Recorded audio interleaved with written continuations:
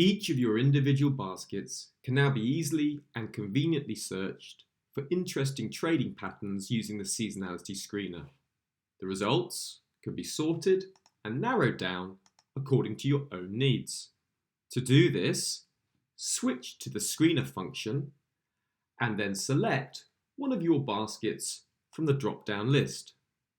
Set your filter criteria according to your needs, like start date, the examination period, and the time period, and immediately see the results you are looking for.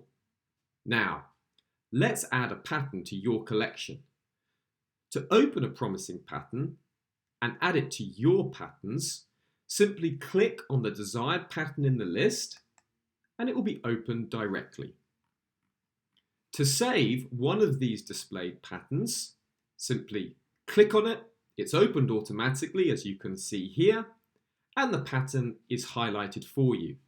Now click on the bookmark icon here in the navigation panel and the pattern has been added to your patterns.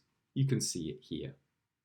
In the next tutorial, we will explain how you can store your patterns in the calendar and set an automatic reminder for the start and end of the pattern.